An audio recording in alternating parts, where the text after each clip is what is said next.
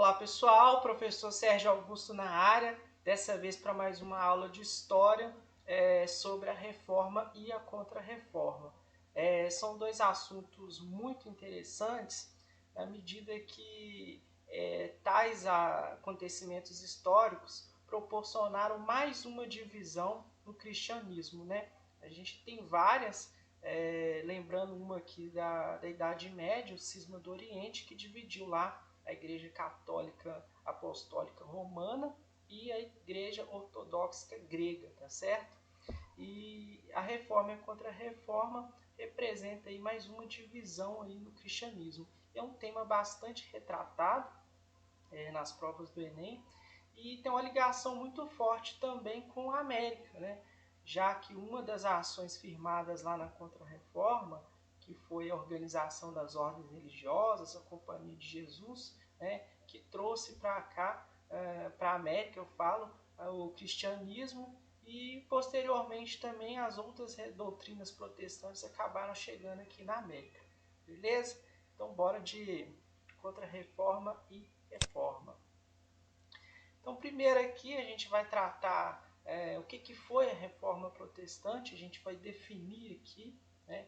Então, abrir um parêntese aqui, a gente está falando de um conjunto de movimentos, tá? E não um movimento só em particular. A gente vai abordar três, tá certo? A Reforma Luterana, a Reforma Anglicana e a Reforma Calvinista. Então, o movimento de reforma protestante trata-se de um conjunto de movimentos, né, que propôs uma contestação à doutrina da Igreja Católica. Esses movimentos eles deflagraram-se no século XVI, né? E o primeiro desses movimentos tem origem já no início do século XVI, em 1517, com o ex-católico o Martinho Lutero. Está aqui uma foto emblemática, quando a gente fala de reforma protestante, a gente vai abordar mais esse assunto, quando a gente for falar especificamente da doutrina luterana, mas aqui é o Lutero, né, demonstrando a sua insatisfação com a Igreja Católica, e ele afixando ali as 95 teses, né, que fundamentam a doutrina luterana aí na porta da igreja que ele pregava, tá certo? Isso lá na Alemanha.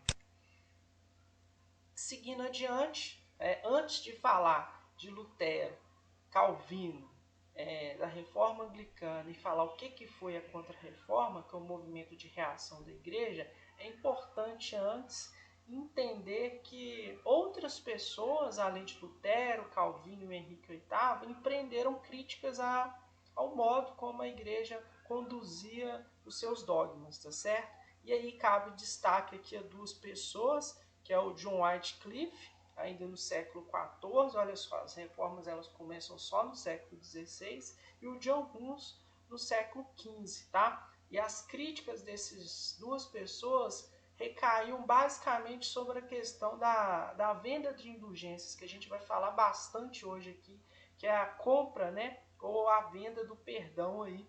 Então a igreja, para eles, fazia isso com objetivo econômico e não com um objetivo religioso aí de propor de fato o perdão a essas pessoas consideradas hereges, né? Que era o termo que se usava ao pecador da época.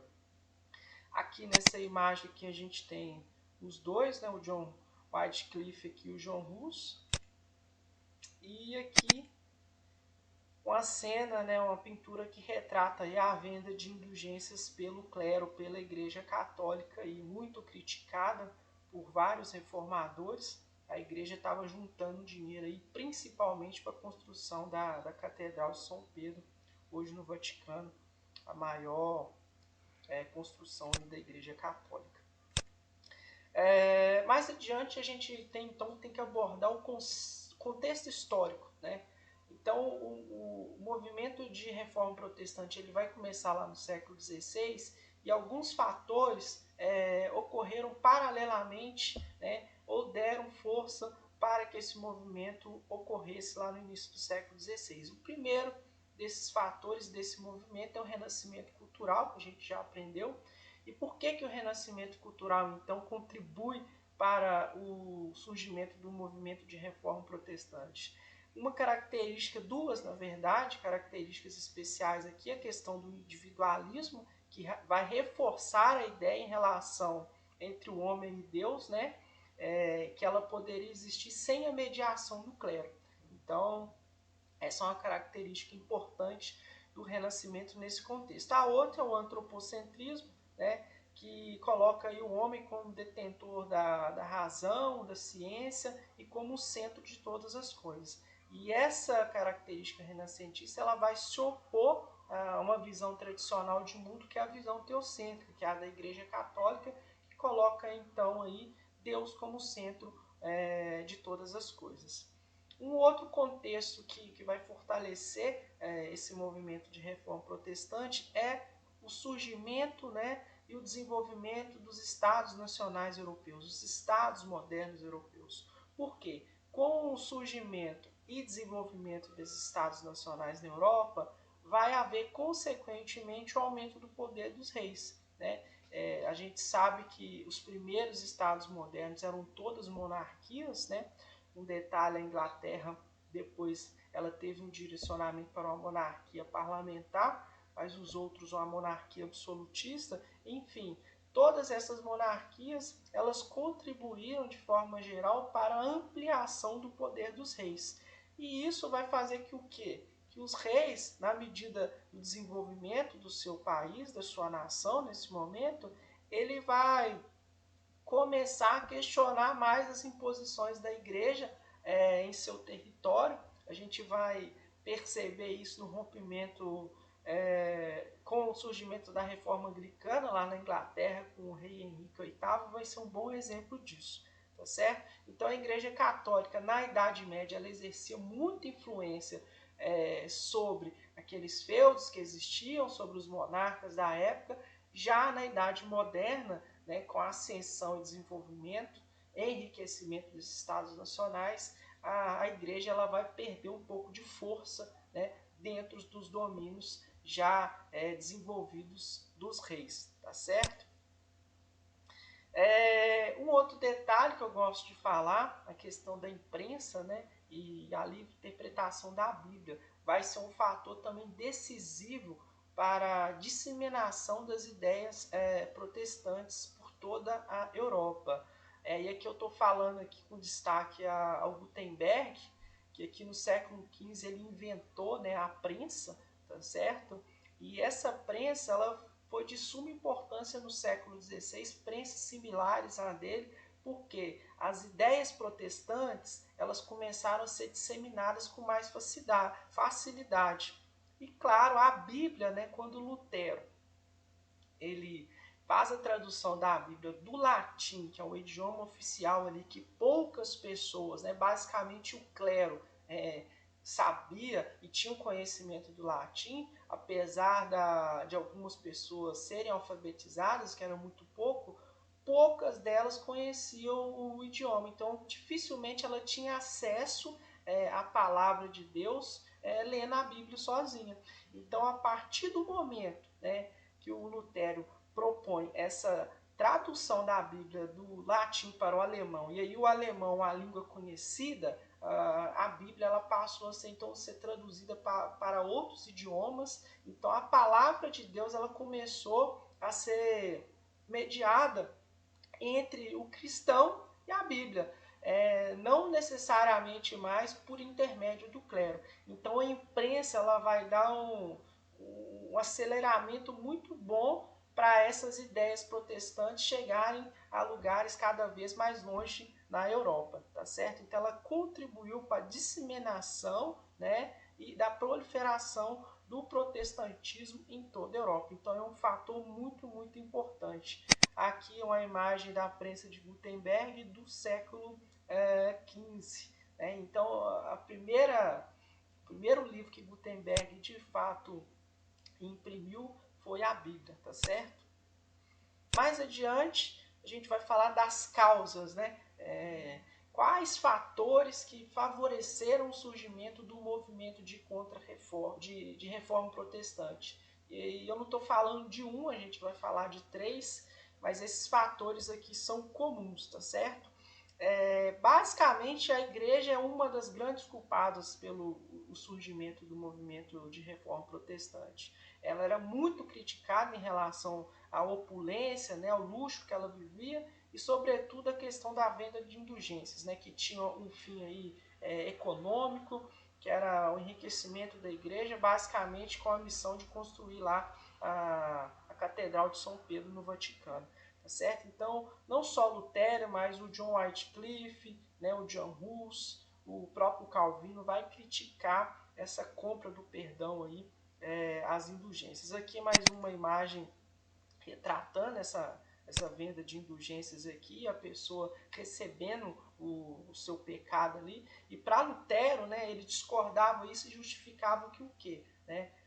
O Papa ele não tem autoridade para conceder o perdão e defendia que a salvação só poderia ser obtida pela fé. E esse é um traço marcante da doutrina do Lutero. A gente vai ver detalhadamente a diferença entre a do Lutero, a do Calvino e a anglicana, mas esse traço da salvação a gente vai frisar em cada uma delas como que é defendido o processo de salvação dos homens nesse período, beleza?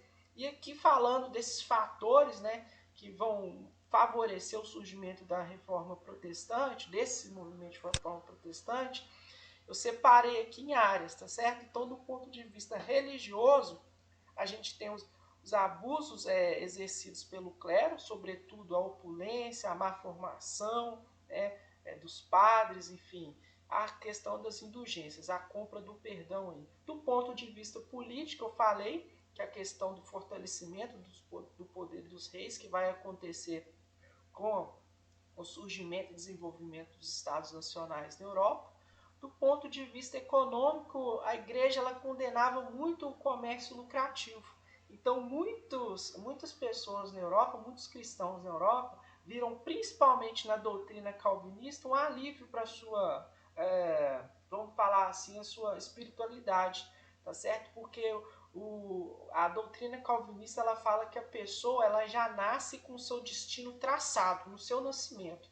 Se ela vai sofrer a salvação ou a danação. Entretanto, ela fala que se o bom cristão ele tiver fé, tiver uma vida regrada e disciplinada e basicamente focado no trabalho, ele já vai ter um bom indício do que ele vai ter lá na frente, o que Deus reservou para ele. Então, esse movimento de reforma protestante, principalmente com Calvino, vai interessar muito a burguesia, que sofria severas críticas, né, por causa do comércio lucrativo da Igreja Católica. Do ponto de vista social, essas reformas elas vão agradar basicamente as classes mais pobres, tá certo? E do ponto de vista cultural, que eu já falei, a gente tem a influência do Renascimento, né, que vai criticar aí várias verdades impostas pela igreja, sobretudo de acordo com a visão teocêntrica, que coloca Deus como centro de todas as coisas. Então, para o Renascimento, a visão antropocêntrica, né, que coloca o homem como centro, detentor da razão e da ciência, ela vai contribuir, então, para a mudança de mentalidade de muitas pessoas nesse período, tá certo? Mais adiante, vamos falar então da primeira reforma que foi realizada por Lutero em 1517. Eu falei que outras duas pessoas, o John Hus e o Wycliffe, já iniciaram o movimento de críticas à igreja, mas o Lutero ele é considerado o primeiro porque, além de tecer críticas à igreja, ele vai fundamentar essas críticas nas suas 95 teses, que vai dar a base para a criação da sua doutrina. Então, veja bem, além dele criticar, ele escreve esse documento, que são essas 95 teses, que fundamentam então, uma nova doutrina, que vai ser a doutrina luterana. Então, ela foi criada por Lutero em 517 na Alemanha. A sua doutrina ela foi organizada em 95 teses, eu deixei duas aqui para a gente ler na íntegra. Né? A motivação para a criação dessa nova doutrina está ligada aos abusos cometidos pela Igreja Católica, sobretudo às críticas do Lutero à questão da venda das indulgências. E para Lutero, a salvação do homem só ocorreria através da fé. Tá? Esse é um traço importante da doutrina dele e vai ter diferenças ao longo das outras doutrinas que a gente vai ver. Ele defende apenas 2 sacramentos, né? A Igreja Católica defende 7, a gente vai ver quais. Lutero, então, defende só 2, que é o batismo e a Eucaristia, que é o mesmo que a comunhão aí, e ele defende a livre interpretação e tradução da Bíblia, tá? Diferentemente da Igreja Católica, que defende que a Bíblia ela deve ser objeto de conhecimento somente do clero. Por intermédio do clero, tá? As pessoas vão ter conhecimento às palavras sagradas, tá certo? Então, Lutero ele acabou sofrendo uma expulsão da igreja, ele era um católico, né? Ele foi expulso da igreja, ele recebeu uma bula papal pedindo que ele se retratasse, ele simplesmente queimou essa bula papal, né? Então, como advertência, ele acabou sendo expulso ali da igreja católica e, enfim, ele continuou defendendo as suas ideias aí que tomaram grande proporção, principalmente na Alemanha, e depois acabaram motivando o próprio Calvino a reformular e criar uma nova religião também, tá certo? Aqui eu vou ler 2 teses de Lutero, a tese 21 e a 24, sobretudo na questão da salvação e da questão das indulgências. Olha o que ele escreve. Erram, portanto, os pregadores de indulgências, que afirmam que a pessoa é absorvida de toda a pena e salva pelas indulgências do Papa. Então, ele criticando aí a questão da compra do perdão.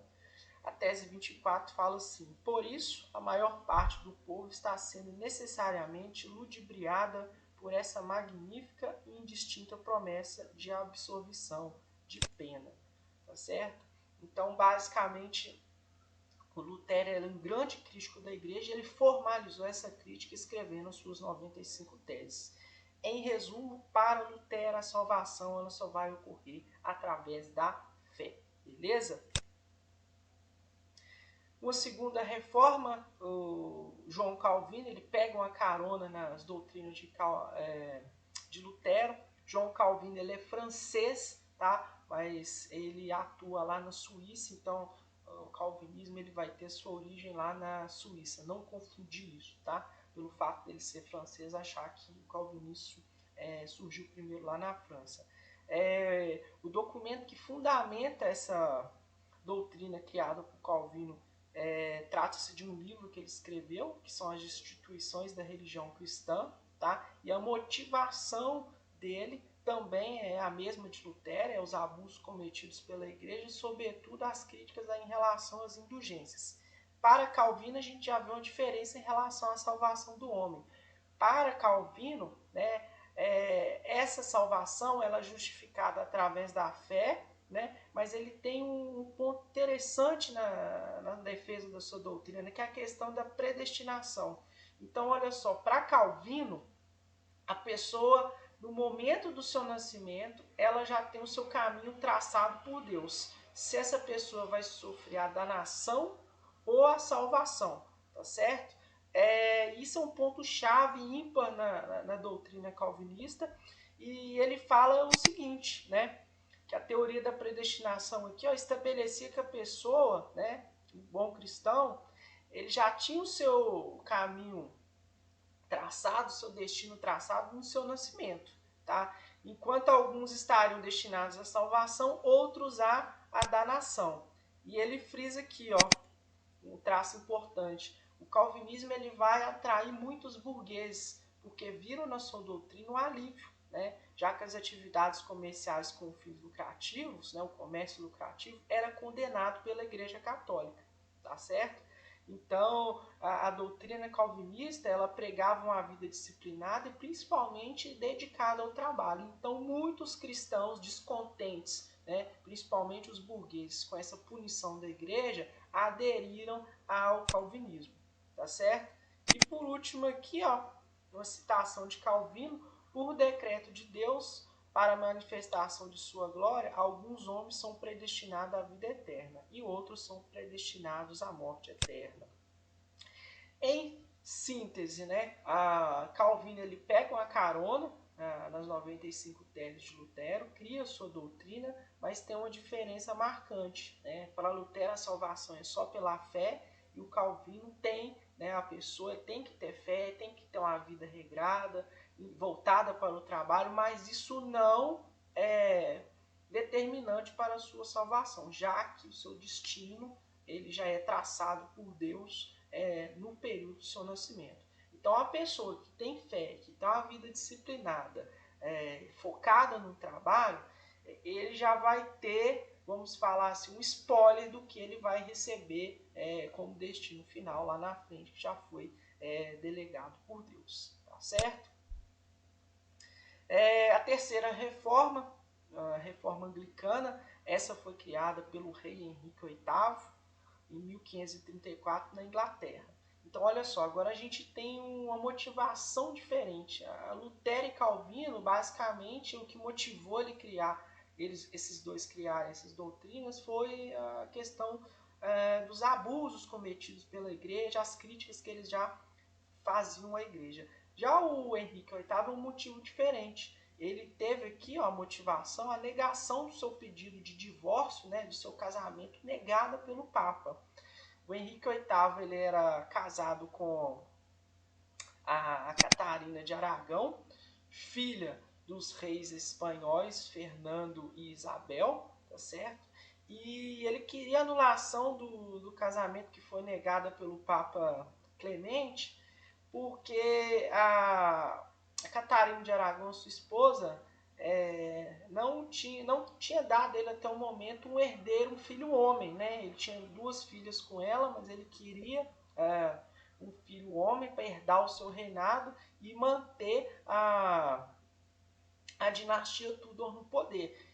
E ele temia muito de não ter esse filho homem, porque o parente mais próximo então seria da Espanha, e ele temia que um governo inglês caísse nas mãos de um espanhol, tá certo? Então ele pede anulação para o Vaticano, o Papa Clemente nega, e a partir desse momento ele promove o rompimento, né, mobiliza o seu parlamento para fazer esse rompimento com o papado. E aí ele, nesse rompimento, ele cria uma nova doutrina na Inglaterra, que é chamada de doutrina anglicana, tá certo? Ele pega uma carona aí na doutrina do João Calvino, que então a salvação ela é justificada também pela fé e a teoria da predestinação, mantém os mesmos sacramentos de Lutero, Calvino, né, que é o batismo e a Eucaristia, e defende também a tradução e a livre interpretação da Bíblia, tá certo? Aqui eu deixo um resumo explicando toda essa história que eu falei aqui,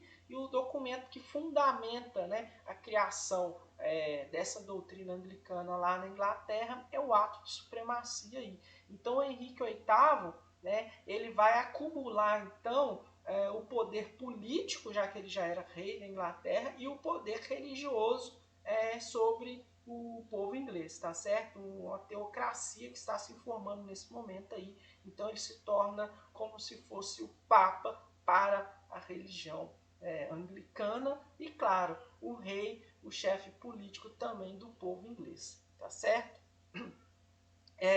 Uma consequência disso, né, uma vez que a religião anglicana ela se torna oficial na Inglaterra e há um rompimento com a Igreja Católica, todos os bens e terras católicas em território inglês vão ser confiscadas e vão pertencer agora ao Henrique VIII. Tem uma série muito, muito legal que aborda a vida desse rei, o Henrique VIII, acho que, se não me engano, tem na Netflix, enfim. Chama The Tudors. É uma série assim, de 36 episódios que narra aí todos os seus casamentos e a saga dele para conseguir um filho homem para ter o seu reinado. E aí é bom ver o que vai acontecer lá na frente. Fica essa dica aí de série para vocês nesse momento de quarentena. Mais adiante, então, eu fiz aqui uma tabela para vocês sobre os sacramentos aqui todos. A gente ainda vai falar da reforma, a gente vai falar aqui. Então a igreja defende os 7 sacramentos. A luterana, calvinista e anglicana são 2. Né? Então para Lutero a salvação é a fé, Calvino e Henrique VIII, fé, né, mas claro, ligada à questão da predestinação. Para a Igreja Católica, a Bíblia deve ser interpretada somente pelo clero. Aqui todos os outros defendem essa livre interpretação. Enfim, dá uma olhada nessa tabela aí que é muito interessante. E aqui o último movimento, que é o movimento de contra-reforma. Então, a partir dessa divisão do cristianismo, né, a igreja começa a perder muitos fiéis, tá certo? É o que eu estou retratando aqui nesse quadrinho. Então, a igreja ela organiza um plano, né, de reação. Então, vai ser chamado de contra-reforma. E esse plano objetiva, então, o quê? Retomar esses fiéis perdidos e principalmente barrar o avanço do protestantismo em toda a Europa. Essa contra-reforma, ela então foi criada pela Igreja Católica no ano de 1545, na cidade de Trento, da Itália. Né? A gente fala Itália entre aspas porque a Itália ainda não era um país, um Estado nacional nesse período. Ela foi legitimada a partir das ações firmadas no Concílio de Trento, que foram diversas assembleias, né, ocorridas entre 1545 e 1563. E a motivação da convocação desse concílio é a divisão do cristianismo e, claro, o avanço das doutrinas protestantes e, consequentemente, a perda de fiéis, né, prestígio, poder e capital da igreja para essas novas doutrinas que surgiram. A salvação para a igreja, né? O bom cristão ele vai obter através da fé, as boas ações e vida, né? As boas obras e os 7 sacramentos, tá certo? Que é o batismo, a crisma, a eucaristia, o matrimônio, a penitência, a ordem e a extrema-unção. A igreja não defende a livre interpretação da Bíblia, a Bíblia em latim, mediada pelo clero, tá certo? Aqui uma foto aqui do Papa Paulo III, que convocou o Concílio de Trento e deu início ao movimento de contra-reforma. E aqui uma imagem que representa uma dessas reuniões lá no Concílio de Trento, tá certo? Deixa eu voltar aqui um slide. Dentro desse concílio de Trento, a igreja firmou diversas ações para barrar o avanço do protestantismo. Então ela proibiu a venda de indulgências, então ela deu um recuo, né, um passo atrás, que ela foi muito criticada.